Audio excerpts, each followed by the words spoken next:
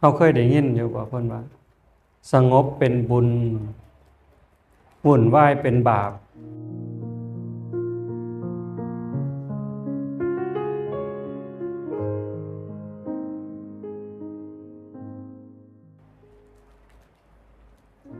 บาปคือความวุ่นวายคือความสับสนคือความทุกข์ความร้อนคันคนร้อนห้นนี่มันก็ลุกลี้ลุกล่นบ่นิ่งบ่สงบภายนอกก็วุ่นวายภายในก็วุ่นวายยิ่งภายในใจเฮามันวุ่นวายมันสับสนโยมเคยเป็นบ่เวลาที่เฮามีเรื่องคุ้นย้อนลูกย้อนหลานย้อนการย้อนงานมีปัญหาในครอบครัวนี่จิตใจมันวุ่นวายมันคือหม้อฟดหม้อต้มร้อนๆมันเดือดมันฟดวุ่นวายอยู่จังซั่นแต่ว่าถ้ามันสงบมันนิ่งคือกับน้ำในแอ่งนี่โยมคิดเบิ่งว่าน้ำอยู่ในแอ่งอยู่ในโอ่งที่เฮาขังไว้มันนิ่งขันจิตใจเฮาคือกันขันจิตใจมันนิ่งจิตใจมันสงบมันก็สบายดีแต่ถ้ามันบ่ทันสงบเฮ็ดจังไดสั่งมันบ่ได้เด้มึงเศร้าวุ่นวายเดี๋ยวนี้เศร้าเครียดเศร้าขมเศร้าโกรธเศร้าโลภเดี๋ยวนี้สั่งบ่ได้ดอกแต่ว่าฝึกใส่วิธีฝึกคือจังสิหายใจเข้าลึกๆหายใจออกยาวๆบุญไผบุญมั่นเด้เฮาตั้งใจโยมพ่อใหญ่ที่พาพี่พาน้องลูกหลานนี่หวังสิเฮ็ดบุญกุศลส่งไปถึงโยมแม่ไอนายสุกรนายบุญเสริมเด็กชายสุเทพดอกจันทร์พ่อใหญ่ลี่แม่ใหญ่จูมเลิศล้ำอันนี้คือเฮาตั้งใจได้สร้างกองบุญกองกุศลสร้างบ้านใหม่เฮือนใหม่ขึ้นมาที่จริงกับบุญขึ้นบ้านใหม่ฉลองบ้านใหม่แต่ว่าขึ้นฮอดผู้ที่จากไปก็อยากให้ผู้ที่จากไปได้บุญได้กุศลนำก็จังมีการเจริญพระพุทธมนต์มีการฟังเทศน์ฟังธรรมแต่อาตมาเห็นว่าทางได้บุญมันมีหลายกว่านั้นซ้ำเฮาให้ทานรักษาศีลนี่บุญมันก็หลายแล้วแต่ว่าเฮ็ดจังไดบุญมันสิหลายขึ้นกว่าเก่ากันสมมุติว่าให้ญาติโยมรวยมีผู้ละล้านแต่ว่าคันเฮ็ดดีๆสิได้เติมอีกอยู่ผู้ละล้าน4ล้าน5 2ล้านเอาบ่ทุกคนก็ต้องเอาเฮ็ดบุญคือกันในเมื่อเฮาให้ทานเฮารักษาศีลเฮ็ดตามธรรมเนียมประเพณีบ้านเฮานี่มันก็เป็นบุญอยู่แล้วแต่เฮ็ดจังไดบุญมันสิหลายกว่าเก่าบุญมันสิละเอียดบุญละเอียดบุญปราณีตบุญมีคุณภาพบุญแข็งแรงอยากได้บ่บัดนี้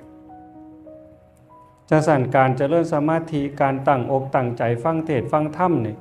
มันจะเกิดบุญที่มีคุณภาพบุญละเอียดบุญปราณีตบุญแข็งแรงเมื่อมันเป็นบุญละเอียดปราณีตแข็งแรงมันจะกลายเป็นกุศลไปพร้อมบุญจังหนึ่งกุศลจังหนึ่งนะบุญเป็นสื่อของความสุข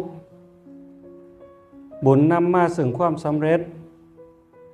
บุญเป็นเครื่องชำระบาปบุญเป็นที่พึงแต่ว่ากุศลทรงไปไกลกว่านั้นกุศลนี่บ่ติดบ่ขัดบ่ของบ่ฆ่าตัดสิ่งที่ยุ่งยากสิ่งที่ลำบากลำบนออกสิ่งที่ผูกมัดรัดดึงเขาผูกไว้มัดเขาไว้ผูกเข้าไว้นี่มันสิขาดสะบั้นออกเมื่อเขามีกุศลจังซั่นอาตมาต้องการให้งานที่โยมพ่อใหญ่ที่เลิศล้ำพาพี่พาน้องเฮ็ดบุญเฮ็ดกุศลนี่อยากให้มันได้ทั้งบุญได้ทั้งกุศลบุญนี่มันต้องเกิดกับเฮาก่อนเกิดกับดวงจิตดวงใจแล้วจังสิอุทิศไปถึงญาติผู้ล่วงลับได้คันมันบ่เกิดเป็นบุญกิริยาอาการมันบ่เป็นบุญพ่อ มันก็มีแต่สื่อบุญนะสื่อบุญแต่บุญบ่เกิดก็ซ้ำกับสื่อเฮาเนี่ยสื่อเงินผู้บางคนสื่อเงินแต่เงินบ่หลายผู้บางคนสื่อทองบ่เคยมีทองนำเขาจักเถื่อผู้บางคนสื่อเพชรบ่เคยเห็นซ้ำเพชรจักมันเป็นแนวใดสื่อพ้อยก็บ่เห็นสื่อทับทิมก็บ่เคยเห็นทับทิมสื่อบุญยั่งก็บ่ยั่งสื่อเหลือตายซ้ำมีอยู่บุญเหลือบุญยืนก็ตายบุญยั่งก็ตายนั่นมันสื่อเด้เฮ็ดกองบุญมื้อนี้คือกันคันเอิ้นนะต่อเฮ็ดบุญแต่คันเฮาบ่เข้าใจบุญก็บ่เจริญบ่งอกงามบุญบ่แข็งแรงจังซั่นเฮ็ดจังได๋การทำความเข้าใจในหลักธรรมคำสอนของพระพุทธเจ้านี่ที่จริงก็มันก็บ่ยากแต่เป็นหยังเฮาจังบ่เข้าใจโยมเป็นหยังจังบ่เข้าใจเฮียนมากก็ตามบวชมากก็ตามเด้พ่อใหญ่ทิศพ่อใหญ่จานนี่ถามมั่งโลดจอดเรื่องดีเรื่องงามนี่ใจเฮามันบ่เกาะบ่เกี่ยวมันบ่ยึดแต่กันเรื่องบาปเรื่องกรรมนี่บ่มีโรงเรียนสอนเด้โรงเรียนสอนกินเหล้ามีอยู่บ่โรงเรียนสอนสูบม้ามีบ่โรงเรียนสอนเล่นไพ่เล่นไฮโลมีบ่มีนอกบ่มีสอนเหรอนอกจากบ่มีสอนยังมีหายมีด่ามีเขียนมีตีอย่าไปเกี่ยวอย่าไปของอย่าไปใกล้แต่เป็นหยังมันจังบ่เว้นบ่ละลูกเต่าเราหลานเด็กเล็กเด็กน้อยก็ยังไปหยุ่งไปเกี่ยวอยู่กับสิ่งเหล่านั้นอยู่จนใหญ่กล้าหน้าบานพอคนแม่คนก็ยังต้องเมาหัวล่าน้ำกินเหล้าเมาตายกินเหล้าเมาแล้วไปเกิดอุบัติเหตุตายกินเหล้าแล้วเกิดการทะเลาะวิวาทกินเหล้าแล้วทุกข์ยากจนเฮือนซ่านบ่เป็นเฮือนเป็นซ่านแต่งการแต่งงานมีครอบมีครัวแล้ว10 ปี20 ปีล่ะเฮือนก็ยังเต็งเคงอยู่คือเก่าก็เห็นอยู่ว่ามันทุกข์มันยากแต่ก็บ่ละบ่เศร้านี่เมืองสุรินทร์ต้องกินสุราเพิ่นบ่กินผู้ใดสิจับเดี๋ยวนี้ฮะมาสุรินทร์ต้องกินสุราอาตมาบ่กินมื้อนี้คนสุรินทร์ไม่กินสุราเขาเรียกว่าหมาสุรินทร์เพิ่นว่าบ้าบ่มีผู้ใดว่าดอกซุ่มกินเบ้าซื่อๆคันกินสุราเป็นเทวดาสุรินทร์บ่แม่นสุรินทร์ล่ะศรีสะเกษก็คือกันบาง 2-3 ปีนี่ศรีสะเกษได้แซมพุ่นสุรินทร์แพ้พุ่นกินแล้วได้หยังมื้อนี้อ้วนย้อนบ่ฉลาดกว่าเก่าบ่รวยกว่าเก่าบ่นอกจากเหล้าแล้วมาหอดยาบ้า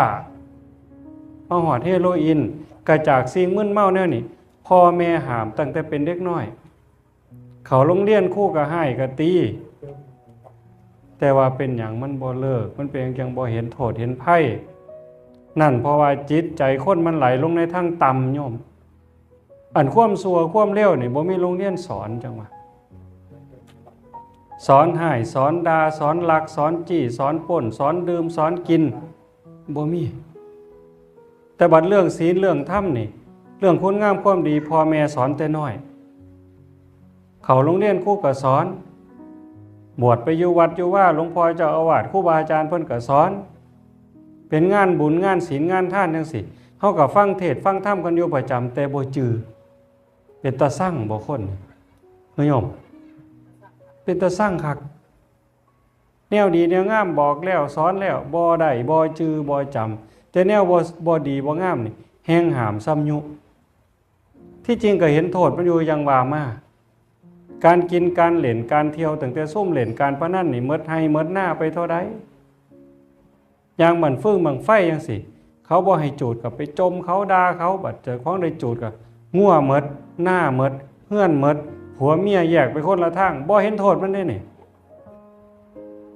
บ่เห็นโทษเห็นภัยมันเลยคันผู้ใดห้ามสร้างมันซ้ำเว้าพื้นมันจ้อยเงินกูตัวเพิ่นว่า เป็นตารู้ตนบ่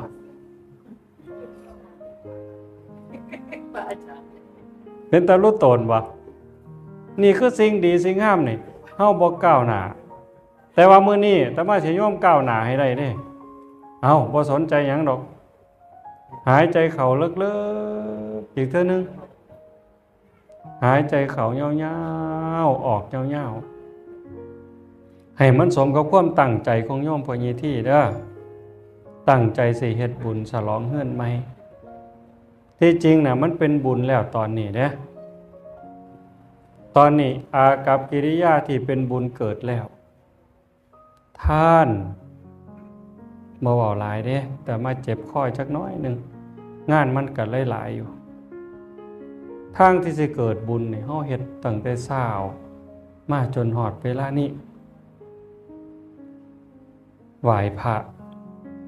นี่ตั้งแต่เก็บดอกไม้มาบูชาพระก่อนครูบาอาจารย์เพิ่นสิเจริญพระพุทธมนต์นำขันดอกไม้มาว่างลงแล้วก็กราบพระ3เทื่อคันเฮาเฮ็ดด้วยความเข้าใจด้วยความศรัทธาในพระพุทธเจ้าพระธรรมพระสงฆ์บ่ยากแค่นี้ละดอกไม้บ่มีดอกจ่อยมีแต่ใบมันเนี่ยนี่คือจังซี่คันเฮ็ดด้วยใจศรัทธาเด้บุญอยู่ที่ใจโยมบุญก็อยู่ที่ใจบาปก็อยู่ที่ใจชั่วก็อยู่ที่ใจดีก็อยู่ที่ใจสงบก็อยู่ที่ใจวุ่นวายก็อยู่ที่ใจนรกก็อยู่ในใจสวรรค์ก็อยู่ในใจ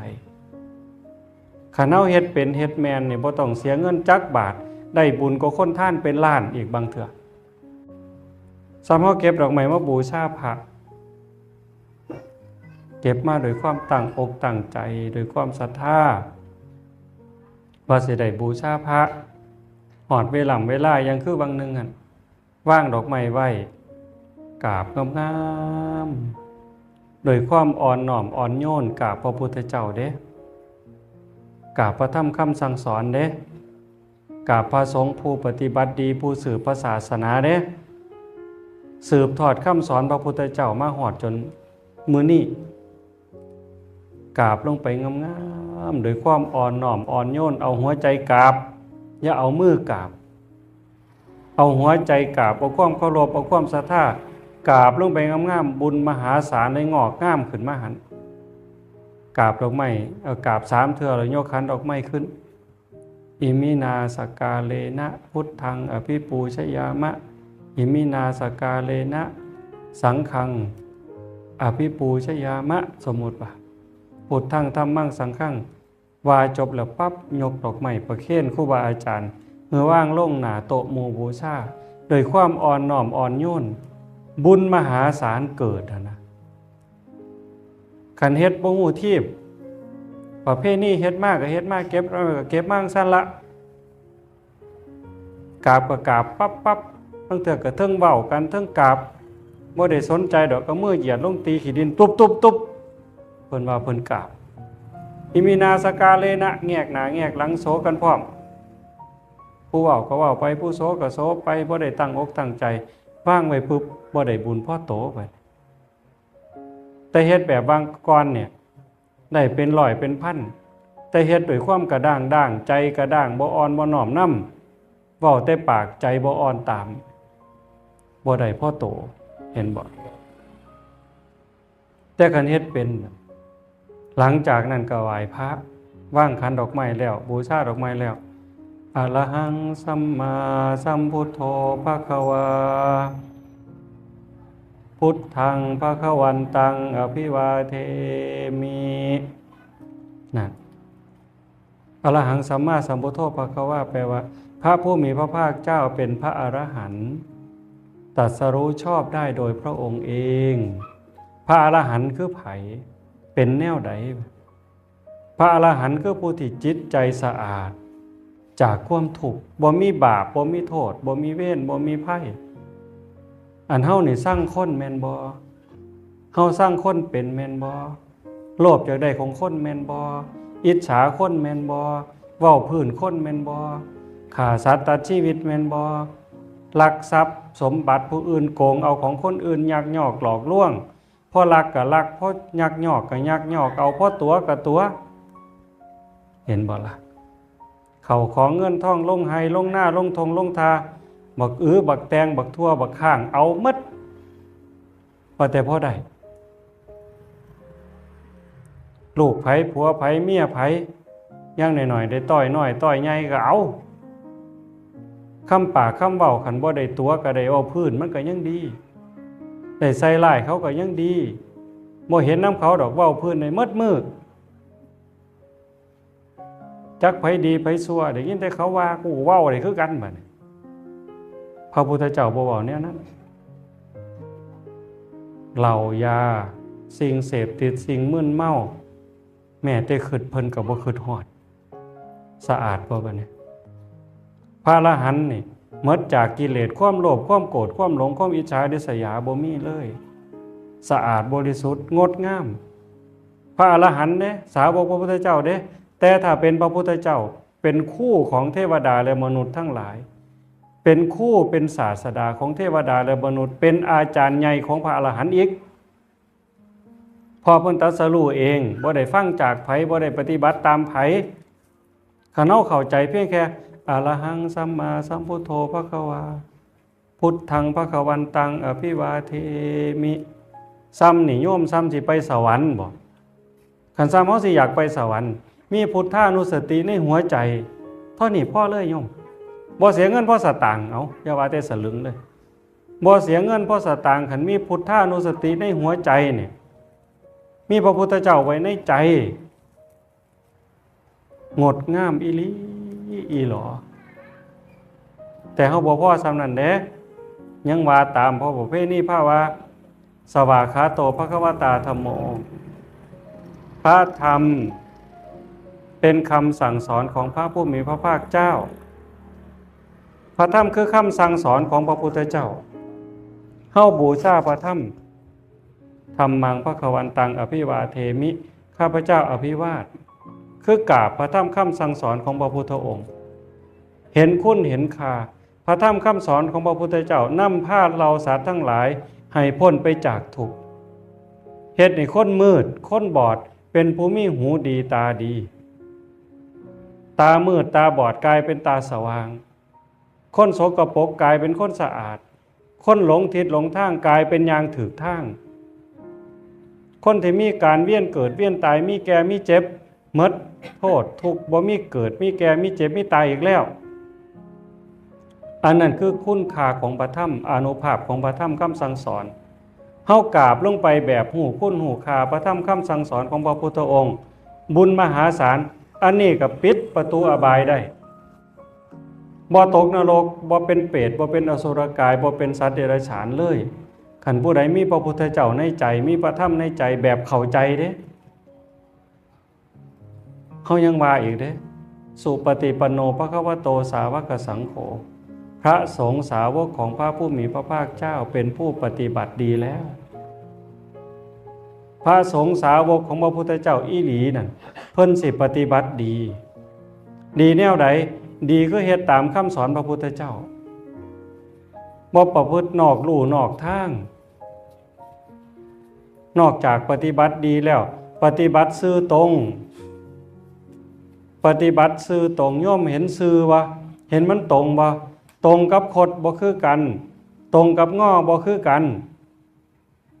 คำสอนพระพุทธเจ้าพระสงฆ์สาวกของเพิ่นนี่ปฏิบัติซื่อตรงต่อศีลต่อธรรมปฏิบัติซื่อตรงต่อศีลต่อธรรมแต่คันถ้าคนอื่นๆบ่แม่นสาวกพระพุทธเจ้านี่ปฏิบัติคดง้อสิ่งที่พระพุทธเจ้าบ่สอนก็เอามาเว้าเพิ่นบ่พาเฮ็ดก็เฮ็ดตัวญาติตัวโยมให้หลงทิศหลงทางโยมแลนนำผู้เพิ่นเฮ็ดนอกลู่นอกทางคดง้อนี่บ่น้อยเด้เสริมดวงต่อชะตาเปลี่ยนชื่อเปลี่ยนนามสกุลมันดีบ่ได้ดอกคนสิดีสิชั่วอยู่ที่การกระทำบ่แม่นอยู่ที่ชื่อบ่แม่นอยู่ที่ตัวอักษรบ่มีเลิกผาหน้าที่พระพุทธเจ้านี่จักหน่อยมื้อเช้าฮอดรดน้ำพุทธมนต์สุนัขขัดตังสุมังคลังเฮ็ดดียามมื้อเช้า เช้านั่นก็เป็นเช้าดีเฮ็ดดีตอนสายสายนั่นก็สายดีเฮ็ดตอนเที่ยงเที่ยงนั่นก็เที่ยงดีตอนบ่ายบ่ายนั่นก็บ่ายดีค่ำเฮ็ดดีตอนค่ำค่ำนั่นก็ค่ำดีเฮ็ดตอนดึกดึกนั่นก็เป็นดึกที่ดีคิดดีเว้าดีทำดียามใดเวลานั้นเป็นเวลาดีหมดเฮาสิคิดว่าเลิกดีเฮาบ่วันที่9เดือน9ขึ้น9ค่ำ9นาฬิกา9นาที9วินาทีว่าเลิกงามดีเฮาบ่คนตายมีบ่ตอนนั้นตอนเฮากำลังเลิกดีกำลังผูกคอต่อแขนเจ้าบ่าวเจ้าสาวคือกำลังยกเสาเอกเสาโทเลิกดีแล้วนี่มันมีคนตายบ่มีอุบัติเหตุบ่มีคนเสพยาบ้าบ่มีคนฆ่ากันบ่มีคนเถียงพ่อเถียงแม่บ่เวลานั้นเกี่ยวกับเวลาบ่บัดนี้มันสิเฮ็ดดีเป็นจังหาเลิกหาย่ำนี่บ้านสังแกเฮ็ดบ่นี่มันสิยกเฮือนยกซ่านสิขึ้นบ้านใหม่สิเอาลูกไผลูกเขยหาเลิกหาย่ำมาเฮ็ดดีมันสิรักของคนคือบ่ไปหาเลิกฮะเป็นบ้าบ่บัดนี้มันสิไปรักของคนไปตีคนไปจอบเมียผู้อื่นผัวผู้อื่นเพิ่นตั้งนะโมบ่ไปหาพอห้ามบ่ไปหาเลิกผาหน้าที่บ่บ่มีซุ่มไปฆ่ายาบ้ามันก็บ่ได้ไปเบิ่งเลิกเบิ่งยามเด้เฮ็ดดียามไหนมันพร้อมเฮ็ดโลดพระสงฆ์สาวกของพระพุทธเจ้าเพิ่นสิพาโยมไปซื่อๆแต่ขันไปหามื้อนั้นเลิกมื้อนั้นมื้อนี้อันนั้นบ่แม่นล่ะแต่ให้โยมสบายใจเฮ็ดไปพอประมาณก็บ่เป็นหยังแต่อย่าตั้งหลักเฮ็ดจริงจังคณะไหว้พระสงฆ์สาวกของพระพุทธเจ้าเพิ่นปฏิบัติดีปฏิบัติซื่อตรงปฏิบัติเพื่อออกจากทุกข์จากโทษปฏิบัติสมควรแก่การต้อนรับกราบไหว้ให้มันดีมันงามให้โยมคิดฮอดพระแล้วอ่อนซ้อนการเว้าพื้นไปวัดไปว่าให้จิตใจมันอ่อนนุ่มอ่อนโยนยิ้มแย้มแจ่มใสขึ้นจังเป็นจะได้บุญจังซั่นนี่บอกถึงการไหว้พระได้นี่บอกถึงการเฮ็ดบุญบ่ท่านบอกไปไสได้นี่แค่เฮาเอาขันดอกไม้มาวางอิมินาสกาเลนะพุทธังธัมมังสังฆังปูชยามะอรหังสัมมาสวากขาโตสุปฏิปันโนคันเข้าใจซ้ำนี่บุญโยมบักหลายแล้วพ่อเราเด้ซ้ำนี่ก็พ่อแล้วเด้เทศซ้ำนี่ก็พ่อแล้วเด้คันเฮาเข้าใจซ้ำนี่บุญบักหลายโยมพ่อใหญ่ที่พาลูกพาหลานพาพี่พาน้องเฮ็ดบุญนี่เพียงพอแต่มาจังว่าให้นั่งสมาธิ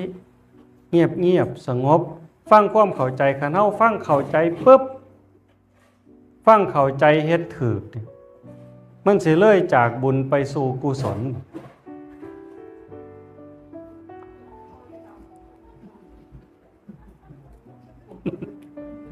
เห็นว่าพอเฮาเงียบทุกอย่างดีหมดปราชญ์บัณฑิตเพิ่นว่าสงบเป็นบุญวุ่นวายเป็นบาปเฮือนเฮาคือกันคันผู้นั้นเถียงพ่อเว้าแล้วโลกก็บ่แล้วลูกก็เถียงแม่ก็เว้าลูกไผลูกเขยสนั่นขึ้นปานหมากัดกันเนี่ยวุ่นวายแท้เงินนั่นบ่มีความสุขดอกทุกข์เป็นบาปแต่ขันว่าผู้นี้เว้าแล้วก็แล้วเงียบสงบเป็นบุญภายนอกเด้ถ้าภายในจิตใจสงบน้ำอีกบ่คิดบ่กังวลบุญก็แห่งแต่หลายจังว่าเฮาฟังเทศน์ฟังธรรมให้เงียบนี้บ่แม่นอาตมามาเว้าให้จังฟังครูเอาจังสี่จมเอาจังสี่จังฟังก็บ่แม่นอาตมาบ่ย้านโยมสร้างดอกสร้างแห่งแต่ดีมันสิบ่ได้ยากนำผู้เจ้าแต่อาตมาเอาอีหลีกันพ่อบอกได้นี่บอกเพราะว่าหวังดีต่อกันพระพุทธเจ้าเพิ่นว่าบ่มีผู้ใดบ่เคยเป็นพ่อเป็นแม่เป็นพี่เป็นน้องเป็นญาติร่วมสายโลหิตกันบ่แม่นแต่คนเด้หมูหมากาไก่หอดมดหอดปวกหอดหนอนหอดขี้ไก่เดือนชีวิตเรานั้นเขาก็เคยเป็นคนเคยเกิดเป็นคนเคยเป็นพ่อเป็นแม่เป็นพี่เป็นน้องเป็นญาติร่วมสายโลหิตเฮามาแต่ย้อนบาปเขาย้อนบุญเฮาพี่น้องเฮาบางคนบุญหลายก็เฮาไปเกิดเป็นเทวดาเป็นพรหมพุ่นผู้บุญบ่ถึงจังเป็นสัตว์นรกแน่เปรตแน่อสุรกายแน่สัตว์เดรัจฉานแน่มื้อนี้เฮาเกิดมาเป็นคน เป็นมนุษย์ได้พ่อพุทธศาสนาได้มีโอกาสได้เว้าได้จาได้ทำความเข้าใจกันก็ต้องเว้าบ่ต้องไปย่านเครียดบ่ต้องไปย่านสั่งเพราะเฮาเว้าด้วยความหวังดีปรารถนาดีคันบ่ฮักกันบ่ปรารถนาดีต่อกันสิเว้าเฮ็ดหยังเทศจังได๋ก็เทศตัวเว้าเขาป่าเขาดงมันก็ได้คือเก่าตัวกันเทศโยมใส่ไว้แล้วแม่เว้าดีก็ทอเก่าเว้าให้ก็ทอเก่าตัวเว้าน้อยก็ทอเก่าเว้าหลายก็ทอเก่าตัวแต่ว่าการทำความเข้าใจกับคนให้คนเป็นคนให้คนเป็นมนุษย์เนี่ย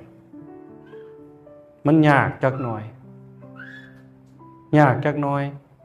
อาจสิขัดใจแน่บ่ถูกใจแน่ผู้บางคนบ่ฟังแต่ว่าก็ต้องทำต้องเฮ็ดหน้าที่นี้จังสั้นกิจกรรมที่เฮาเฮ็ดตั้งแต่กล่าวมาทางเกิดบุญตั้งแต่ดอกไม้บูชาดอกไม้ไหว้พระบุญเกิดท่านบัดตั้งแต่เฮาต้อนรับพี่น้องไปออกพอออกมาเพาะมาโม่น้ำกันผู้ละ5ผู้ละ10ผู้ละ100ละพันอิหยังก็แล้วแต่ทั้งเจ้าภาพก็เฮ็ดข้าวขอกับน้ำต้อนรับกินข้าวกินน้ำกันตั้งแต่เช้าตั้งแต่เที่ยงตั้งแต่ค่ำมาเนี่ยฟังเทศจบเนี่ยก็สิหากับข้าวสู้กันกินอีกอันนี้เป็นท่านครูบาอาจารย์วัดบ้านเฮาเพิ่นมา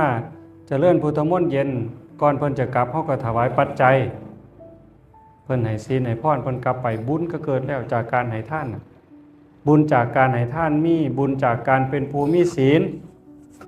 แม่ใหญ่ผู้มาที่หลังพาหลานหน่อยมากก็ได้ศีลทอหมู่มีความสำรวมระวังเด้ศีลบ่แม่นปานาอธินากาเมมุสาสุราที่เฮาว่า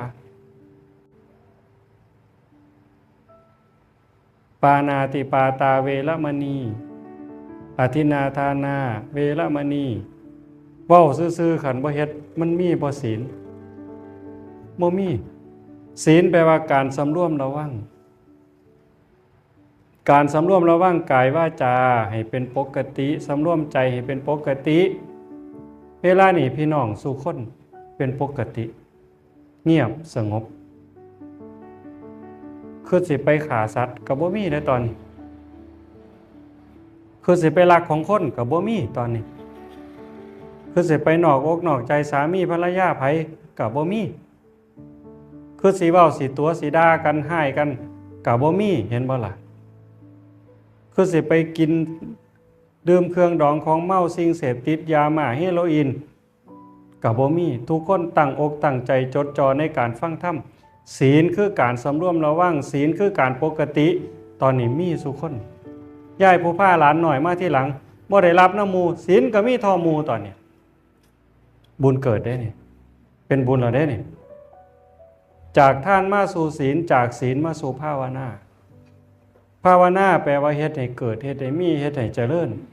ภาวนาเนี่ยแปลว่าเฮ็ดให้เจริญเฮ็ดให้เกิดขึ้นให้มีขึ้น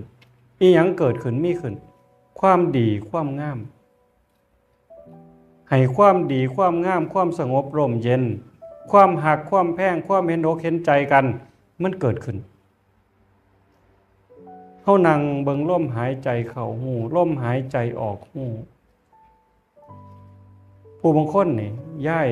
หลายคนแล้วเด้2-3ย้ายตั้งแต่ต้นบ่ติงเด้นี่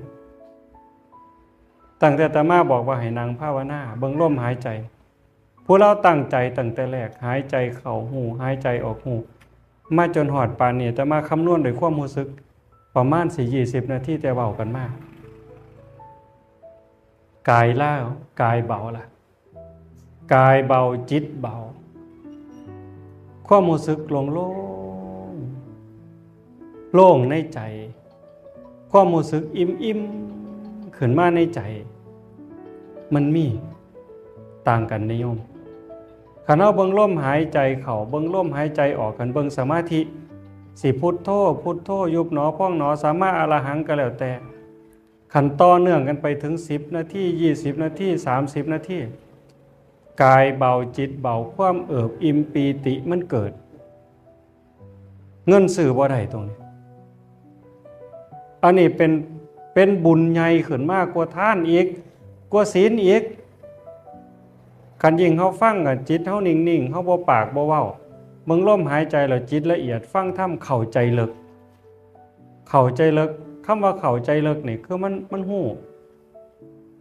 มันเห็นมันเข้าใจตามนั้นบ่ต้องจื้อว่านี่บ่ต้องจื้อบ่ต้องจำเมื่อจิตใจสงบแบบนั้นมันฝังลงไปเองบ่จำเป็นต้องตั้งใจจดบ่ต้องเป็นต้องตั้งใจจำแต่สิ่งเหล่านี้มันฝังอยู่ในใจลึกๆเลยดีบ่จังอยากให้มันเกิดบุญเป็นสิริมงคลกับบ้านกับเพื่อนเป็นสิริมงคลกับโตเฮากับลูกกับหลานกับหมดสู่คนพร้อมจากท่านมาสู่ศีลสู่ภาวนาอ่อนน้อมถ่อมตน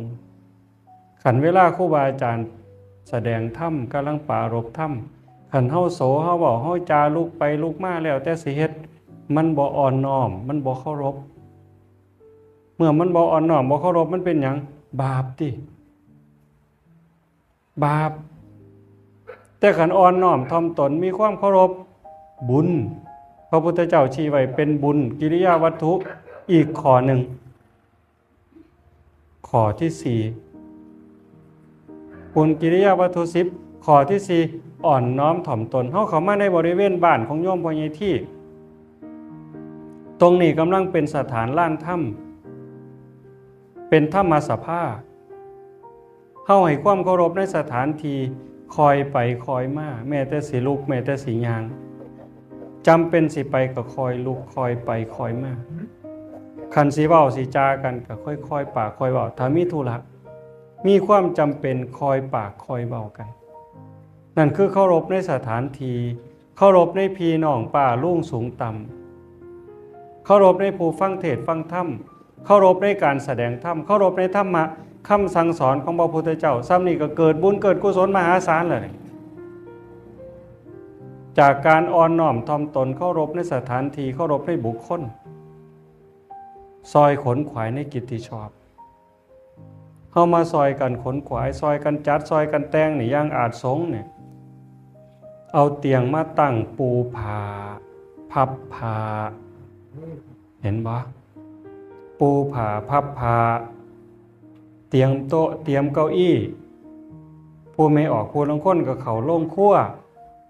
เฮ็ดกับเขากับน้ำยกผ้าเขาผ้าน้ำสู่พี่สู่น้องกินเฮ็ดกับเขากับน้ำสู่พี่สู่น้องกินแล้วก็เก็บถ้วยเก็บจานไปล้างด้วยจิตใจที่เอิบอิ่มจิตใจที่เบิกบานมีจิตใจเอิบอิ่มมีจิตใจที่เบิกบานพอใจภูมิใจที่พี่น้องมากินข้าวเช้าเฮือนกินข้าวกินน้ำที่เฮาเฮ็ดเฮาทำเป็นบุญจากการในท่านพร้อมบุญจากการค้นคว้าในกิจที่ชอบพร้อมปูศาสตร์ปูเสือต้อนรับพี่น้องที่มาเป็นบุญเมิดนี่บ่แม่นไทเฮือนเด้บ่แม่นไทเฮือนบ่แม่นลูกหลานของพ่อใหญ่ที่แต่เป็นชาวบ้านอยากได้บุญมาซอยกันเฮ็ดเนี่ยคือแม้แต่เฮากลับออกไปฟังเทศน์จบกลับเมื่อบ้านเห็นขยะมันถิ่มอยู่ตามถนนเป็นกองนมเป็นขวดพลาสติกเป็นกระดาษเฮาเห็นล่ะเฮาเก็บไปถิ่มลงถังขยะปึ๊บซ้ำนั่นก็เป็นบุญแล้วเนี่ยไวยาวัจจะไมบุญจากการขนขวายในกิจที่ชอบบ่เกี่ยวกับเฮาเลยบ่ต้องไปรอเทศบาลบ่ต้องรออบต.เฮาเห็นแล้วเฮาเก็บเศษแก้วเศษขวดฝึกลูกฝึกหลานเป็นการสร้างคนในสังคมบ่เสียเปรียบผู้ใดมีแต่ได้กำไรทั้งสิ้นโอ้ยเขาจ้างมาบ่แห้งแล้วไปเฮ็ดเสียเปรียบนั่นแหละคนโง่ขึ้นเฮาเฮ็ดในสิ่งที่มันเป็นคุณเป็นประโยชน์แก่ลูกแก่หลานแก่บ้านแก่เมืองบ้านเกิดเฮาแท้ๆเมืองเกิดเฮาแท้ๆนะมันได้กำไรอ่ะโยมซอยขนขวายในกิจที่ชอบอันนี้ก็เป็นบุญในงานนี้ก็มีต่อมาฟังเทศน์เฮาตั้งใจฟังเทศน์ฟังธรรมเนี่ยแม่นบ่เข้าใจจักความแต่มาเว้ามาทั้งหมดตั้งแต่ต้นจนปานนี้แม่นว่าญาติโยมฟังบ่เข้าใจจักความเลยบ่ฮู้เรื่องจักอย่างอยากเว้าอีหยังบ่เข้าใจบ่ฮู้เรื่องแต่ยินดีสิฟังว่าคำเว้าจังซี่เป็นธรรมะเป็นคำสั่งสอนของพระพุทธเจ้าครูบานำมาเว้าสู่ฟังแม่นเฮาบ่เข้าใจแต่เฮาเต็มใจฟังบุญก็เต็ม100คะแนนเต็ม10ก็ได้10คะแนนเต็ม100ก็ได้100 ขันเฮายินดีฟังบ่เถียงบ่โต้คำว่าบ่เถียงบ่โต้นี่ก็บ่แม่นว่าบ่เชื่อพระพุทธเจ้าบ่ให้เชื่อเลยก็บ่ถูกปฏิเสธเลยก็บ่ถูกฟังไว้ซะก่อนเอาไปคบไปคิดฟังไว้จำไว้เอาไปคิดไปพิจารณามันเป็นคุณเป็นประโยชน์บ่เป็นเหตุเป็นผลบ่ถ้ามันเป็นเหตุเป็นผลแล้วมันสิสบายใจมันลงได้กับใจเฮาเนี่ยบ่ขัดบ่ฝืนถูกต้องตามกฎเกณฑ์ของธรรมชาติสบายใจคลองลองไปน้ำกันขันธรรมะที่ถูกนี่ใจเฮาสิเบาขึ้นโล่งขึ้นดอกคันมันแม่นนี่มันบ่เห็นโทษเลยฟังแล้วพินิจพิจารณาเฮาตั้งใจฟังแม่นบ่ฮู้เรื่องจักความบ่เข้าใจจักอย่างบุญคะแนนเต็ม10ก็ได้10คะแนนเต็ม100ก็ได้100บุญมันได้เต็มแต่คันโยมเข้าใจถูกชัดเจนยิ่งกว่าเก่าบัดนี้มันเลยบุญขึ้นสู่กุศลเนี่ยแต่มาเว้ามาทั้งหมดตั้งแต่บูชาดอกไม้พุ่นอิมินาสกาเลนะพุทธังธัมมังสังฆังอรหังสวากขาโตสุปฏิปันโน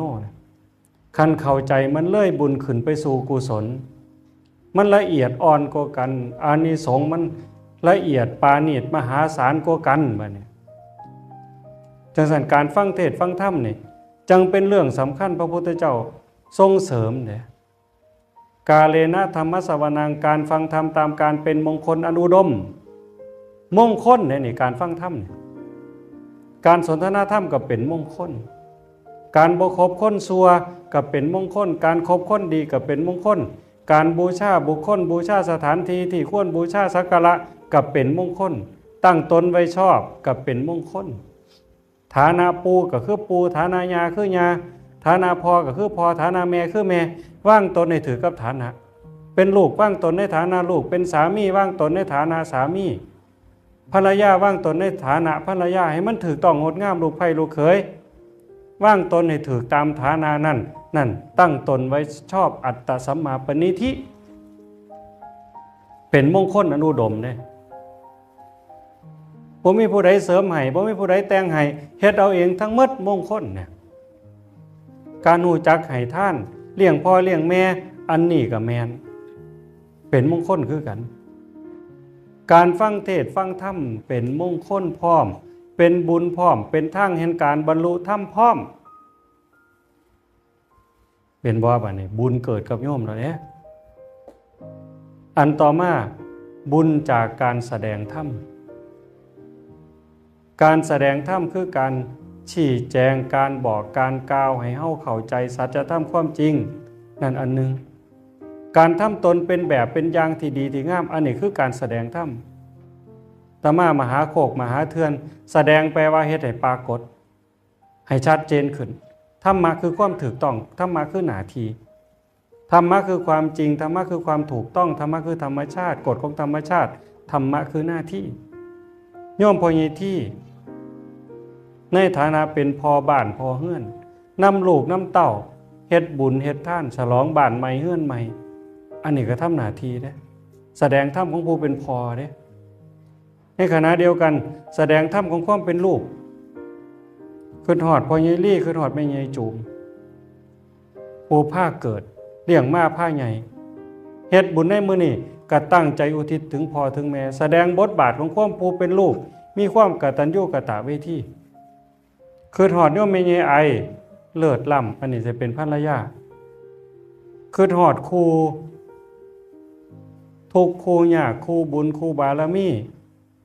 ได้ร่วมสุขร่วมทุกข์กันมาหลายปีดีดักมีลูกมีเต้าสร้างฐานะมาพอควรร่วมสุขร่วมทุกข์ให้น้ำกันก็นับบ่ถ้วนเวลาที่ทุกข์ใจเสียใจห้องไห้ใส่กันนี่นับบ่ถ้วนในข้าวที่มีความสุขยิ้มแย้มแจ่มใสหัวเราะน้ำกันนับบ่ถ้วนหิวเวลามันหิวน้ำกันอดน้ำกันก็นับบ่ถ้วนอิ่มน้ำกันก็นับบ่ถ้วนหนาวน้ำกันร้อนน้ำกันนับบ่ถ้วนแต่มื้อนี้โยมแม่ใหญ่ไอจากไปบ่มีมื้อกลับพ่อใหญ่ที่เฮ็ดเฮือนใหม่ฉลองเฮือนใหม่เฮ็ดบุญก่อนนะ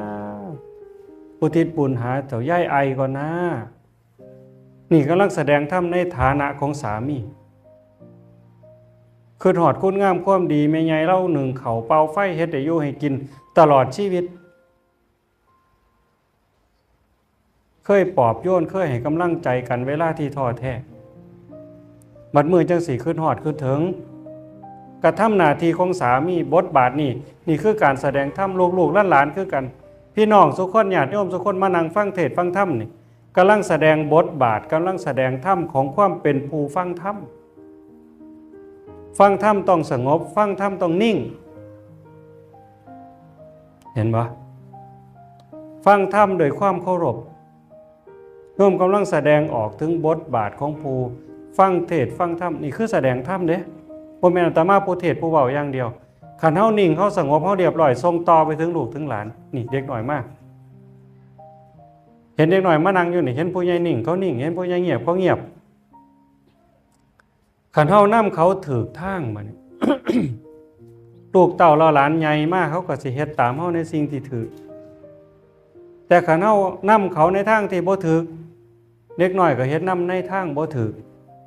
เห็นบ่โยมเห็นบ่มันเป็นมรดกตกทอดจากรุ่นสู่รุ่นอย่างปีใหม่นี่พี่โรงเรียนได้สอนว่าปีใหม่สูต้องกินเหล้าเอาเพลงมาเปิดฟ้อนข้างถนนกลางถนน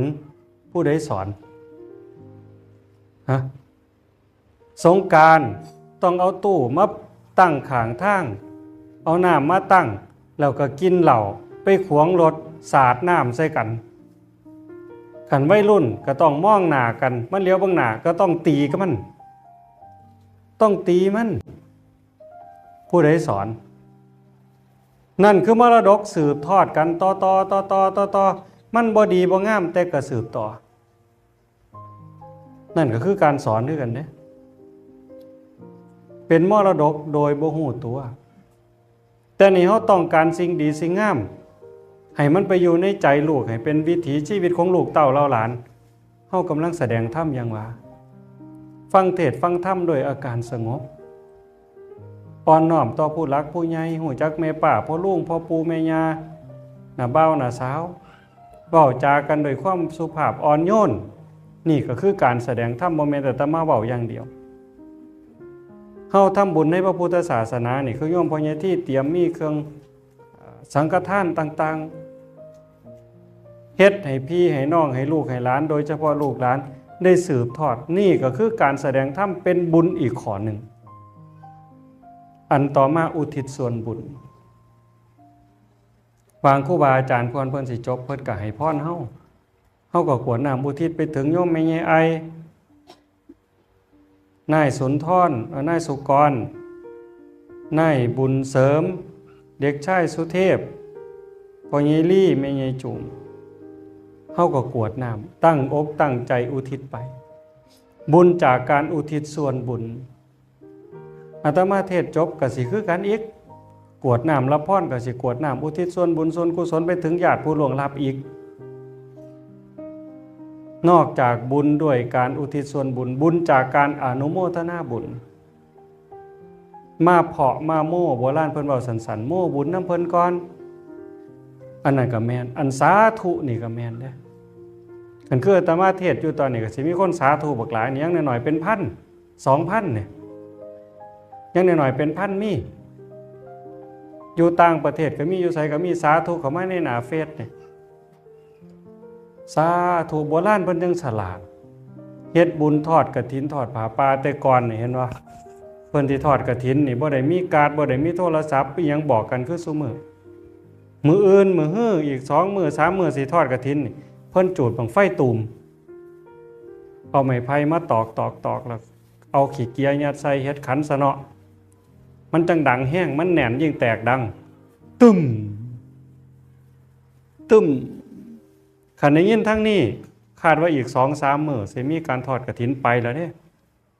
สมัยก่อนเด้แต่เฮาบ่ทันเกิดพุ่นบ่มีข่าวมาบอกบ่มีวิทยุ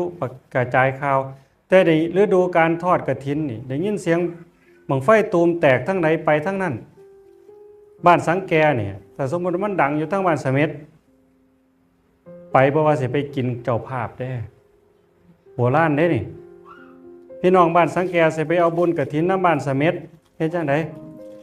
เตรียมข้าวเตรียมน้ำเจ้าของไปเอาข้าวไปหุงเอาข้าวไปนึ่งกันไปนอนคืนก็ตามเด้เตรียมกับข้าวกับน้ำของอยู่ของกินไปเองย่านเจ้าภาพเพิ่นได้บุญนำย่านเจ้าภาพเพิ่นแบ่งบุญ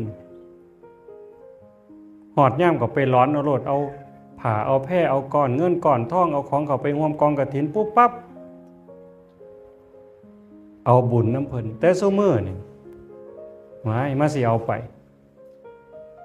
เพิ่นบอกงานก็ทั้งจมทั้งว่าไปซอย100นึงนี่กินอยู่หมดมื้อตูดจนผ่าขาดแล้วซุมื้อบ่ค่อยตูดแล้วเนาะห่อมื้อไป กินก็กินอิ่มแล้วห่อก็ห่อบัดนี้เพิ่นเฮ็ดใส่ถุงให้เทิงสุกเทิงดิบไปฮอดเฮือนซอยตั้ง100นึงคือให้หน่อยแท้จมอีกได้อยู่บ่บุญเนี่ยน่ะโยมว่าสิได้บ่ขี้ทีเนาะกูซอยตั้ง100นึงเบิ่งในสูนี่เบิ่งนี่ได้หลายโพดแล้วบุญบ่ได้แต่คันด้วยเหตุผลที่พระพุทธเจ้าเพิ่นสอนนี่อนุโมทนา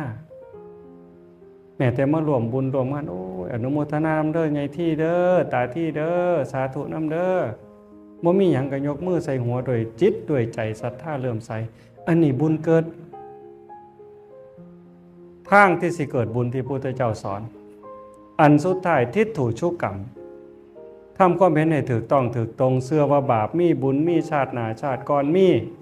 นรกสวรรค์มีเฮ็ดดีก็ดีจริงเฮ็ดชั่วก็ชั่วจริงบุคคลวานผืดจังได้ก็ได้ผลจังสั่นเฮ็ดดีก็ดีเองเฮ็ดชั่วก็ชั่วเองบ่มีพระเจ้าบ่มีพระพรหมทั้งใดสิมาได้คิดดลบันดาลให้เฮาดีเฮาชั่วโยมเบิ่งดีๆเด้บ่มีพระเจ้าทั้งใดดลบันดาลแม้แต่ศาสนาคริสต์ซุมื้อเพิ่นก็เปลี่ยนใหม่ล่ะถ้าเราทำดีแล้วพระเจ้าจะช่วยเราทีหลังเห็นบ่ไปเบิ่งเด้อแต่ก่อนว่าพระเจ้าดลบันดาลเด็กหน่อยมันบ่เชื่อเด็กหน่อยฝรั่งมันบ่เชื่อมันว่ามันยืนอยู่ขาเจ้าของหากินเองหนาวก็ห่มผ้าเองหิวก็กินข้าวเองพระเจ้าบ่เฮ็ดให้มันเศร้าหนาวบ่เฮ็ดให้มันอิ่มบ่มีเงินก็หาเองพระเจ้าบ่เห็นเอามาให้พูน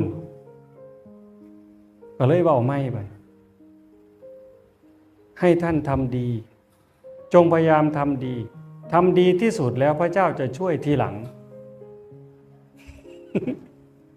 แต่พระพุทธเจ้าบอกแต่ใดแต่ไรเด้อัตตาหิอัตโนนาโถตนแลเป็นที่พึ่งแห่งตน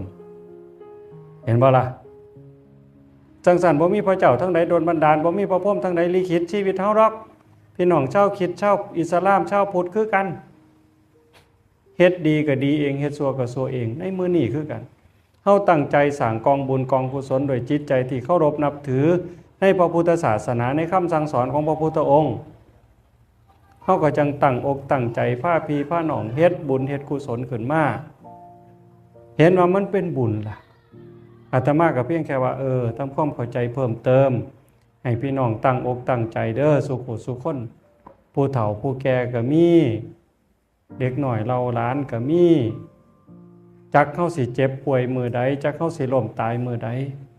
อย่าประมาทว่าเฮายังหนุ่มยังสาวบ่เจ็บบ่ไข้บ่ป่วยดอกคือสิบ่ตายง่ายดอกอย่าไปหาเว้าเด็กน้อยตายก็หลาย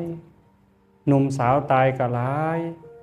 บางเทื่อบ่เจ็บบ่ไข้บ่ป่วยเด้มื้อวานเนี่ยแต่มาไปเทศงานหนึง53 ปีเราก็บ่เป็นหยังดอกเราไปดำนาจ้างไปดำนาจ้างตอนเที่ยงนี่กินข้าวเที่ยงพอกินข้าวเที่ยงแล้วเศร้ามีแห้งจักหน่อยก่อนพุ่นไปดำนาจ้างได้นี่ผู้หญิงกินข้าวเที่ยงแล้วเหยียดหลังจักหน่อยนอนลงกันไปเลยบ่ได้สั่งไผจักคว่ำบ่ได้มีสัญญาณอีหยังเด้กินข้าวแล้วเพิ่นว่าพักจักหน่อยเพราะว่าคันงานหน้าจ้างมันก็เป็นพัฒนาเนาะแต่ก่อนนี่เฮ็ดจนค่ำจนมืดโลกาซอยกันกับเจ้าภาพไปแต่เช้าจนมืดพากินข้าวบ่าย2กับบ่าย2บ่าย3กับบ่าย3 แต่ซุมื้อเฮ็ดดำหน้าจ้างกับพักเที่ยงคือกัน2 โมงปึ๊บจังค่อยดำเที่ยงปึ๊บหยุดปั๊บแม่นบ่ล่ะพอได้กินเขาวแล้วมันบ่ทันบ่ายหนึ่งยังสิลงมือว่ากินเขาวแล้วนอนเจียดหลังจักหน่อยเพิ่นว่านอนลงไปเลยสิปั๊มหัวใจสิเอาไปหาหมอเขาก็ว่าเสียชีวิตตั้งแต่พุธแล้วล่ะกับเผาหมู่บ้านเห็นบ่ได้มีสัญญาณอีหยังเลยโยมจังซั่นการสร้างบุญสร้างกุศลเฮ็ดคุณงามความดีให้ฟ้าวอย่าถามื้อนั้นอย่าถามื้อนี้อย่าถาเลิกงามยามดีเฮ็ดดียามใดดียามนั้นก็คือเวลานี้โยมพ่อใหญ่ที่พร้อมลูกพร้อมหลานพร้อมพี่พร้อมน้องได้ตั้งอกตั้งใจสร้างกองบุญกองกุศล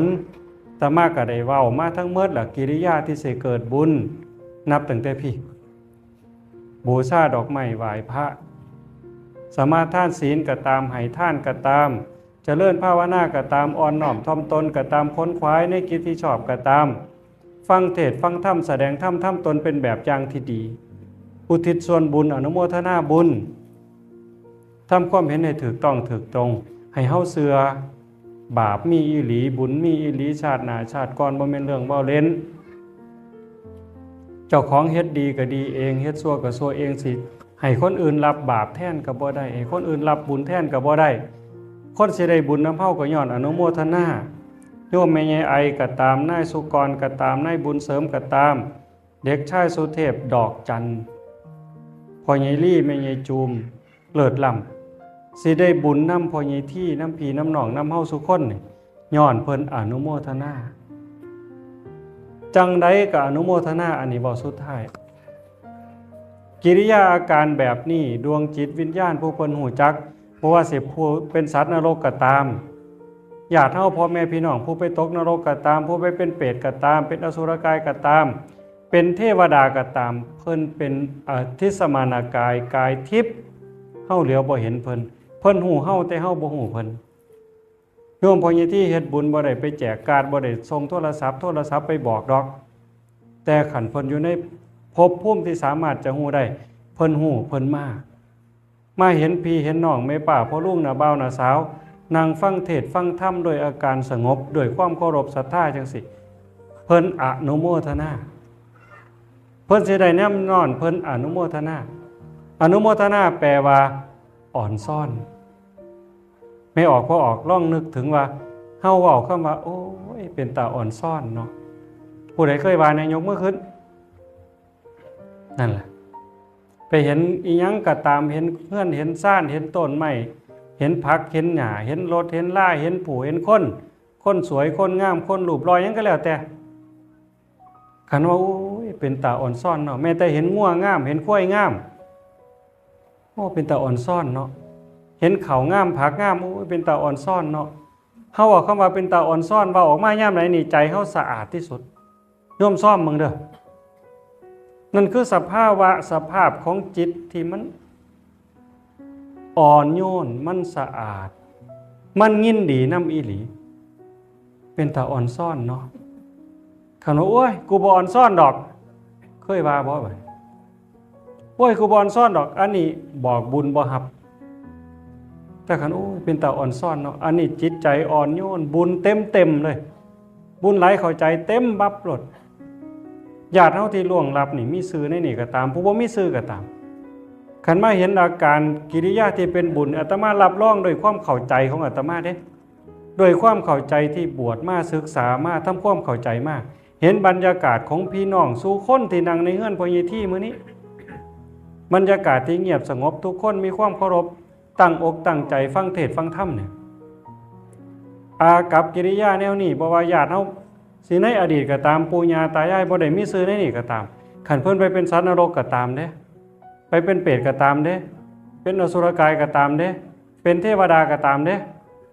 เป็นพรหมก็ตามถ้าเพิ่นเห็นอากับกิริยานี่ได้ฮู้ข่าวอันนี้เพิ่นอ่อนซ่อนคันเพิ่นอ่อนซ่อนนำปั๊บเพิ่นได้บุญทันทีจังว่าโยมจือไว้คันมีบุญต่อไปงานต่อไปก็ให้มันเป็นบรรยากาศแบบนี้ 5 นาทีก็ตาม10 นาทีก็ตามยิ่งได้นั่งเจริญสมาธิภาวนาแล้วก็ฝากสุดท้ายไปก่อนหลับก่อนนอนอยู่บนนอนนั่นละกราบพระลงไปก็นั่งนิ่งๆ3 นาที5 นาทีก็เป็นบุญมหาศาลเนาะมื้อนี้สมควรแก่เวลาอนุโมทนาสาธุกับญาติโยมสุขุสุขคนโดยเฉพาะเจ้าภาพใหญ่โยมพ่อใหญ่ที่เลิศล้ำได้ผ้าพี่ผ้าน้องผ้าลูกผ้าหลานสร้างกองบุญกองกุศลเพื่ออุทิศไปถึงโยมแม่ใหญ่ไอนายสุกรสุนทรสุนทรมันบ่มีน้อหนูอาจารย์กำลังสงสัยว่ามันสิผิดบ่น้อก็ลืมถามต้องขออภัย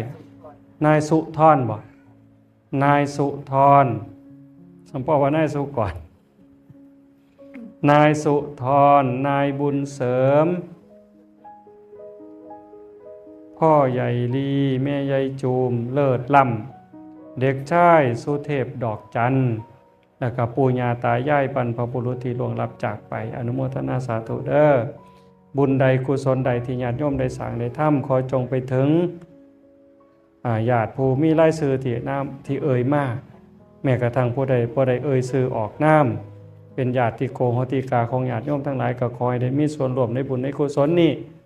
ถ้าหากว่ามีความทุกข์ก็ขอให้พ้นไปจากทุกข์ถ้ามีความสุขก็ขอให้สุขยิ่งขึ้นไปสุดท้ายขอบุญกุศลเหล่านั้นจงสะท้อนย้อนกลับมาปกปักรักษาคุ้มครองญาติโยมสุขุสุขคนให้มีสุขภาพที่สมบูรณ์แข็งแรงอายุหมั่นคนยืน